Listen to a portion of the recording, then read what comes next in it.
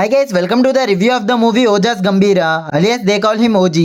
ఈ మూవీ ఇవాళ నేను మార్నింగ్ 7:30 షో విజయవాడ అప్సరాలో చూశాను. మూవీ టైటిల్ కార్డ్ తోనే మూవీకి పెట్టిన మనీ అంతా వర్త్ అనిపించింది. ఈ మధ్య కాలంలో ఇలాంటి యూనిక్ టైటిల్ కార్డ్ చూసిందే లేదు.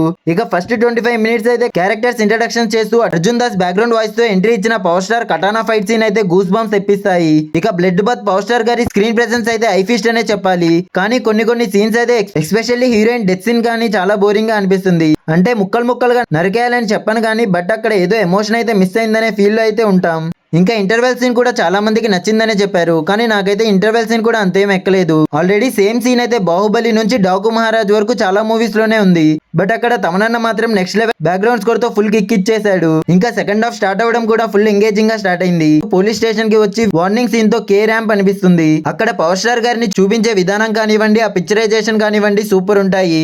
ఇక దాని తర్వాత మూవీ చాలా స్లోగా వెళ్తుంది. ఇక క్లైమాక్స్ లో జానీ నేమ్ గన్ పట్టుకొని తమ్ముడు మూవీ నుంచి look at the face in the mirror ఆ సాంగ్ ప్లే అవుతూ పవర్ స్టార్ గన్ ఫైరింగ్ చేస్తుంటే ప్రతి ఒక్క పవర్ స్టార్ కల్ట్ ఫ్యాన్ గొంతులు చించుకొని అడుచుకునే సీన్ లా కనిపిస్తుంది. ఇక ఓవరాల్ గా మూవీ అయితే నాకు నచ్చింది. మూవీలో ఏమైనా మైనస్ ఉందా అంటే అది స్టోరీ లైన్ చాలా రెగ్యులర్ గా ఉండడమే. క్లైమాక్స్ కూడా చాలా ప్రెడిక్టబుల్ గానే ఉంటుంది. ఇక మూవీలో ట్విస్టెస్ లాంటివి ఏమీ ఎక్స్పెక్ట్ చేయకండి. ఇక విలన్ గా యాక్ట్ చేసిన ఇమ్రాన్ హష్మి గారి విలనిజం కూడా నేను చాలా ఎక్స్పెక్ట్ చేశాను. కానీ అదేం అంతగా వర్కౌట్ అవ్వలేదని అనిపించింది. మరి ఓజీ మూవీ మీరు కూడా చూసిందే, మీకు ఎలా అనిపించిందో కామెంట్ చేయండి గైస్.